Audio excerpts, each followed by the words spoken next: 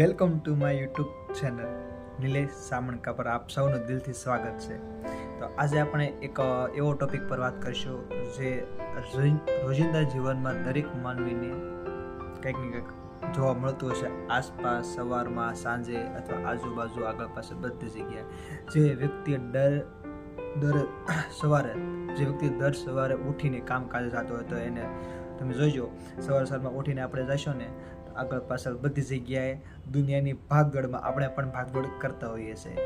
તો એ ભાગદોડમાં હું પણ એક ઈચ્છું છું. આજે સવારમાં હું ઉઠીને ઉઠ્યો, ત્યારબાદ ચાય નાસ્તો કર્યો, નાહી ધોઈને ફ્રેશ થઈને ચાય નાસ્તો પૂજા પાઠ કરીને પછી હું મારી એક ટ્રેનિંગ લઉં છું. 3 દિવસની ટ્રેનિંગ લઉં છું. એ હું તમને આવનારા સમયમાં કહીશ કે કઈ ટ્રેનિંગ લઉં છું. એક જોબની તૈયારી છે, એની ટ્રેનિંગ ચાલે છે.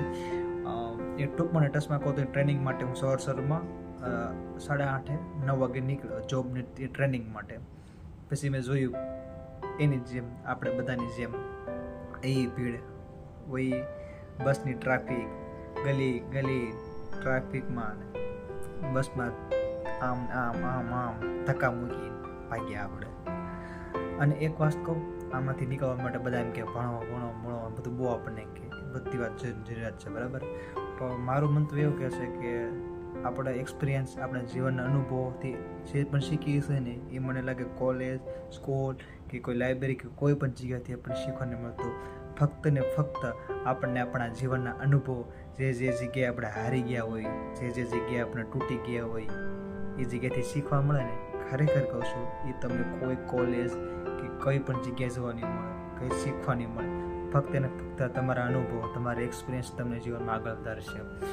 મારે જીવન તો સંઘર્ષ ઘણું રહ્યું છે. હજી 21 વર્ષ છે મારે, પણ તો મેં મારું સ્ટાર્ટિંગ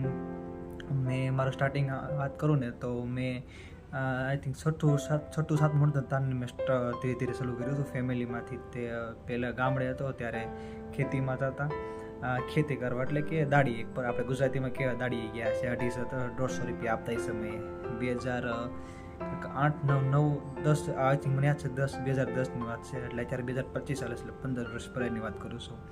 એ સમયથી હું મહેનત કરતો ધીરે ધીરે આવ્યો છે. દાડીએ ગયા પછી એમ થોડું નાની ટેપ બધા જ કરતા રહે છે મારા જીવનની, બધા ભાવોના જીવનમાં.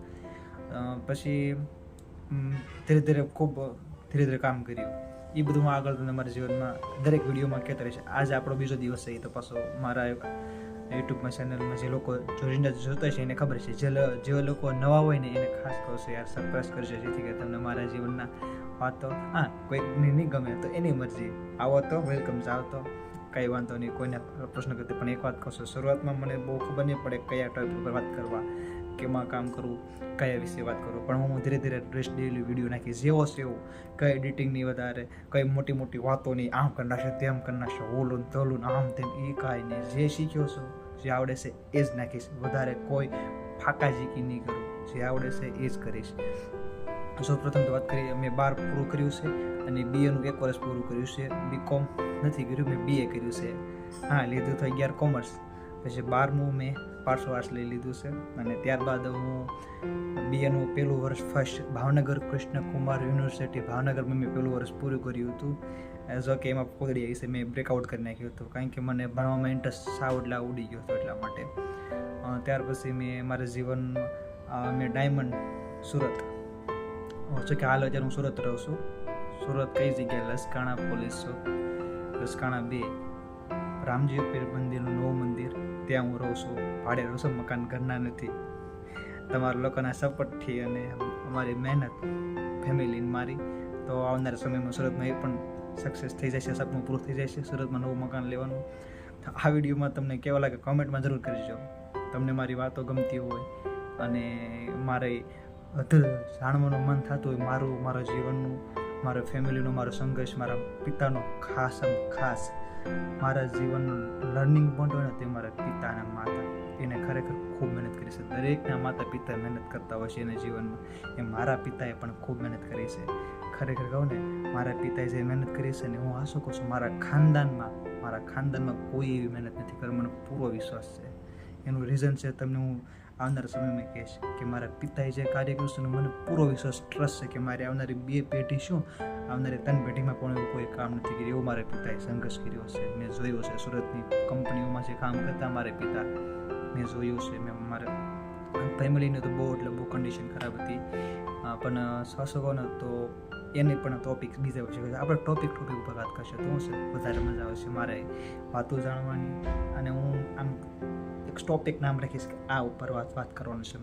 સ્ટાર્ટિંગમાં તો મને બહુ ખ્યાલ નથી એટલે હું ધીરે ધીરે બધી વાતો કરું છું. સોશિયલ મીડિયા જો તમને મારો રૂમ પણ દેખાડીશ, મારું લેપટોપ દેખાડીશ, મારું વર્ક દેખાડીશ, મારું કામ દેખાડીશ, હું શું કામ કરું છું, આખા દિવસમાં હું મારું કામ હાલતું એ દેખાડીશ, મારા પિતા શું કામ કરે છે એ દેખાડીશ, મારી ફેમિલી બધું ધીરે ધીરે દેખાડીશ. टाइम लगेगा, टाइम बोलते हैं ना, टाइम लगेगा. तो हमारे इस दूसरे चैनल હું એક હિન્દીમાં એટલે એમ કહું છું હું એક મારી હિન્દી ચેનલ ખોલવાનો છું. એમાં બધા હિન્દી ટોપિક હિન્દી ઉપર ડિસ્કશન કરીશ. બધા ટોપિક હિન્દી લેંગ્વેજ. મને ગુજરાતી ભાષા બહુ ગમે પણ મારી રાષ્ટ્રીય ભાષા હિન્દી છે. આપણી રાષ્ટ્રીય ભાષા સોરી આપણી રાષ્ટ્રીય ભાષા હિન્દી છે એટલે મને રાષ્ટ્રીય ભાષા હિન્દી બહુ ગમે છે. માતૃભાષા પણ બહુ ગમે છે પણ મને વધારે હિન્દી ગમે છે. એમાં હું પણ નવા વિડીયો બનાવીશ ટોપિક પર. અને બસ 7 મિનિટ થઈ ગઈ છે. વાતો તો મારી પાસે ખૂબ છે, ખરેખર કહું છું ખૂબ એટલે ખૂબ વાતો છે. આવનારા સમયમાં આપણે બધી ડિટેલ વિગતવાર વાતો કરીશું.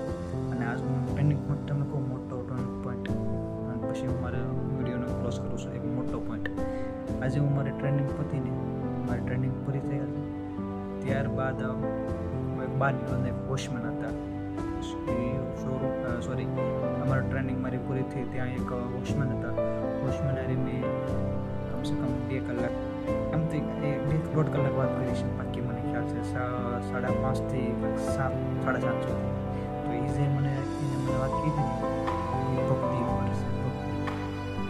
ભક્તિ બોલો તો સંસાર નિરોગી જો બધા બાવા સાધુ હોય ને સાધુ સંતો એ વિશે એક નાથી સાધુ નીકળ્યા હતા. સાધુ સાથે વાતચીત કરતા હતી. પછી એમાંથી હું અને એ કાકા બંને વાતચીત કરવા મળ્યા ભક્તિના ટોપિક ઉપર. કારણ કે મને આ બધું ઇન્ટરેસ્ટ વધારે છે. તમે કહી શકો છો મને ભક્તિમાં બહુ ઇન્ટરેસ્ટ છે. રાધે રાધે રાધે. પ્રેમાનંદ મહારાજનો શિષ્ય છું અને પ્રેમાનંદ મહારાજનો ખૂબ માન આદરણીય રાખું છું. મારા ગુરુજી રાખું છે અને એના પાસેથી મને ઘણું બધું શીખવા મળ્યું છે. અને પ્રેમાનંદ મહારાજ વિશે હું જેટલું બોલું એટલું ઓછું છું. એના વિશે મેં બહુ વિગતવાર બધી ચર્ચા વિચારણા પણ કરી છે. એ પણ આગળ વિશે આપણે એના ઉપર ટોપિક રાખશું. પ્રેમાનંદ મહારાજ મારા પ્રિય ગુરુજી પ્રેમાનંદ મહારાજ એની ઉપર વાત કરશું. અને એનું પ્રેમાનંદ મહારાજને વૃંદાવન મળી આવ્યો છો એના સત્સંગમાં એના વાર્તાલાપમાં બહુ મજા આવી ગઈ હતી. એ વિશે પણ આપણે વાત કરીશું. અને બીજું આપણે વાત કરી ગઈ ને થોડી એ જે વોચમેને મને એમ કીધું ને કે ભક્તિ શું છે, સંસાર શું છે. મીરાબાઈની વાત કરી ભક્તિ એટલે ભક્તિ. એ સાધુ નીકળ્યો, સાધુની વાતચીત કરતા હતા. પછી એમાં મને એક વાત મને મળી કે એક વાત બહુ ખાસ શાસકો છો બહુ નોટિસ કરી છે જે લોકોને ગમે એ માટે ખરેખર જીવનમાં બહુ કામ આવશે કે કરેલા કર્મ અહીંયા પૃથ્વી ઉપર આપણે ભોગવવા પડે છે નહીં કે ઉપર. બધા કહે ને કે કરેલા કર્મ તો ઉપર ભોગવવા પડે પણ હું ખરેખર કહું છું બધા મેં લોકો પાસેથી વાત સાંભળે છે ત્યાં બધી એમ જ કહે કે કરેલા કર્મ તો આપણે પૃથ્વી ઉપર જ ભોગવવા પડશે. અને એનો તમને એક શું કહેવાય એક બીજી વાત કરું. મારા બધા ખાસ મિત્રો હોય ને તો એ બધા અમારી મોટા ઉંમરના છે. આઈ થિંક મારી ઉંમર 21 વર્ષની છે ત્યારે. તો એ જે લોકો છે ને બધા એ લોકોની ઉંમર 22 વર્ષ, 25 વર્ષ, 23 વર્ષ, 24 વર્ષ એ ઉંમરના મારા બધા મિત્રો છે. નાનપણના બધા ઓછા મિત્રો છે. જેમ કે મારે 20 વર્ષના 18 વર્ષના ઉંમરના ઓછા મિત્રો છે મારે. અને માને છે ને વડીલોને એની વધારે મજા આવે બેસવાની. જેમ કે ઘટા ઉંમર 60 વર્ષની 70 વર્ષના એને મને બહુ મજા આવે. કારણ કે એ લોકો પાસેથી જે શીખવા મળે ને ખરેખર આજકાલના જે નવા યુવાન હોય ને એને ઓછું જોવા મળશે. આજકાલના નવા ઇન્ટેલિજન્સ નથી નાનું પડતો ન નવું પણ જે 70-80 વર્ષના યુવાન છે ને એ કંઈ એક્સપિરિયન્સ અનુભવ વધારે રાખે છે. આજકાલના શું છે ઇન્ટરનેટ અથવા કંઈ પણ જગ્યાએ સર્ચ કર્યું ઇન્ફોર્મેશન મળી લીધી બરાબર છે. નો ડાઉટ એ ઇન્ફોર્મેશન સારી છે પણ જે 70 વર્ષના અનુભવ હોય ને બહુ હોય એને જીવનમાં બહુ ઠોકર ખાધી હોય બહુ જીવનમાં હાર્યા હોય ધંધામાં હાર્યા હોય જીવનમાં હાર્યા હોય એની પાસે બહુ શીખવા મળે. આજે કહો છો 500 અથવા પસાર 100 રૂપિયા તમે દઈને એક મોટિવેશન સેમિનાર હોય ને તેમ ના જઈને એની ફી ભરીને સાંભળો ને એની કરતાં 30 પસાર રૂપિયાના આમ તો 100 રૂપિયાના પાકા 100 રૂપિયાના 500 ભજીયા ખાઈને દાદા હારી સારો નાસ્તો કરીને એની વાતચીત કરવાની, તમારા જીવન વિશે કાંઈક સારું કહો ને દાદા, કે તમારા જીવનના સારા શું પ્રસંગો બની ગયા, શું ધંધાના પ્રસંગો, શું ભક્તિના, શું કરમ, આ બધું ખરેખર કરશો સાંભળજો, બહુ મજા આવશે યાર, ખરેખર બહુ મજા આવશે. જે લોકો બોલે છે ને આ કાનમાં ઉતરશે ને સીધું મગજમાં ઉતરશે, મગજમાં સીધું દિલને અડશે, દિલ નડશે ને તો તમારે જે કામ કરવું હોય ને ખરેખર તમને લાઈન હસતું હશે કે મારે આ કામ કરવું છે. એટલા માટે કહો છો વડીલોને આદર આપજો અને એ લોકો પાસેથી શીખવા માટે શીખજો. અને મારે બહુ વાત થઈ ગઈ છે પણ 10 મિનિટ ઉપર થઈ ગઈ, વાંધો નહીં. એક સિલેબલ ટોપિક ઉતરો રહ્યો હતો એ પૂરો કરી લઉં. ભક્તિ વિશે બહુ વાત કરી અને ટૂંકમાં ટચમાં કહું તો એને એક નાનકડી વાર્તા કીધી હતી. વાર્તા એટલે રિયલ વાર્તા છે, ફેક વાર્તા નથી. વાર્તામાં એવું છે કે એક વાણિયો હતો, આંધળો હતો. વાણિયો હતો, આંધળો હતો. એ ભગવાનને બહુ માનતો, બહુ ભગવાનની પૂજા કરી, શંકર ભગવાનની પૂજા બહુ કરતો. અને શંકર ભગવાનની પૂજા બહુ કરતો એને 70 વર્ષ થયા. કેટલા 70 વર્ષ થઈ ગયા પૂજા કરતા બહુ દેવી ભગવાનની પૂજા પાઠ કરતો. 70 વર્ષ પૂરા થયા ને શંકર ભગવાન પ્રસન્ન થયા ને કીધું કે બોલ તારે શું જોતું છે. તો શંકર ભગવાને કીધું બોલ તારે શું જોતું છે. આંધળા વાણીએ શું ભગવાન પાસે માંગ્યું ખબર? એને કીધું કે મને મારા દીકરાનો દીકરો એને બહુ 8મા માળે સોનાના, મને નામ તો ભૂલાઈ ગયું છે, સોનાના આપણે જો ને ગામડે ઘી નામ પેલા આવતું ઘી કરતા, એમને ના ભૂલાઈ ગયું, દોડા કર્યા નામ કરતા, એમને યાદ નથી આવતું, કોમેન્ટમાં જરૂર કહી શકો કે એનું કહેવાય. ઘી આપણે કાનોડાનું ગીત આવતું છે ને, આપણે યાદ નથી આવતું, કોમેન્ટમાં કરજો અથવા તમે સમજી જજો. એને કીધું હતું કે 8મા માળે મારા છોકરાની વહુ 8મા માળે હલળતી હોય, દૂધ અથવા ઘી હલળતી હોય, ઘી હલળતી એવું મને સોનાનું આપો એમ. તો જો વાણિયાએ એમ કીધું કે મને સોના 8મો માળ, બંગલા ગાડી બધું ઠીક, પણ 8મો માળ મારે છોકરાની ઘરવાળી હિંડોળતી હોય એ આપો. તો અહીં એક વાત તમને કહો, વાણીઓ એની વિચારતા કરો તમે, વાણીઓ 70 વર્ષ થઈ ગયા છે તો એને ફરજ જઈને પેટી માટે માંગ્યું, ખુદ આંધળો છે છતાં ભગવાન પાસે આવું માંગ્યું. બાકી મને દાદા એવું કીધું ખબર કે મારી જે અથવા પણ સમજદાર વ્યક્તિ હોય ને એવું એક વર્ષે ભગવાન પાસે શું માંગે ખબર? ભગવાન જો પ્રસન્ન થાય ને તો ભગવાન પાસે શું માંગે ખબર? તો ભગવાન પાસે એવું માંગવાનું હોય કે એ ભગવાન તમે પ્રસન્ન થયા, મારી ભક્તિ તમને ગમી, તો હું એટલું માંગુ છું, કાં તો મને તમારી હારી રાખો તમારી સેવામાં, કાં તો મને તમે મારે હારી રહ્યો મારી સેવા, એટલે હું ખરી તમને હું સેવા કરી. એટલે કાં તો તમે મારી હારી રહ્યો હરેક જગ્યાએ તમે મારી હારી રહ્યો, કાં તો મને તમારી સેવામાં હાજર રાખો. આ વાત આપણને આ બધું એ મળે છે કે ગમે એટલી ઉંમર થઈ હોય ને આપણે એ કરી શકીએ છીએ. એટલે કે ભગવાન પાસે માંગો તો સારું વાત મંગાય, બાકી બીજું ન મંગાય. ત્યાર પછી એક બીજી આ તો રિયલ વાત નથી, રિયલ વાત બીજી હતી એ વખતે તમને વાત કરું કે એક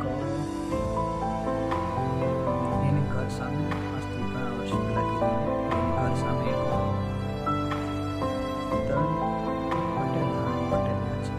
પટેલ સમાજના રબારી સમાજના ભાઈ રહેતા હતા. અને એને કીધું કે 3 દીકરી એને માતા પિતા દીકરી બસ એ સમયની ખરાબ અને તે મારપીટ ગુંડાગીરી બધું બહુ કર્યું. એને એક પણ દીકરો નહોતો, 3 દીકરી હતી. એ 3 દીકરી એના લગ્ન થયા ત્યારબાદ એને એના સાસરે ભણાવી દીધી બધાને, અને પછી ડોહી બે રહ્યા દાદા દાદી. તો જ્યારે એના જે કરેલા કર્મ હતા ને એના પૂછે પર ભોગવવા પડ્યા. દાદીમાં ગુજરી ગયા, લગ્ન દીકરીના થઈને થઈ ગયા, પછી થોડા વર્ષ પછી દાદીમાં ગુજરી ગયા અને ડોહો એટલે દાદા એક રહ્યા. દાદાની જે પીડિત થાય છે, જે પીડા થાય છે, એ કેટલા કૂતરાને તડપે તડપે એની જેમ મરી, એમ કીધું એને. બહુ ભયંકર મોત મળ્યા, ભયંકર એટલે ભયંકર મોત મળ્યું એને. ને દીકરીઓ તો એને ત્રણ સાસરવી ગઈ, એટલે ને એને વાઈફ એટલે એના ધર્મપત્ની.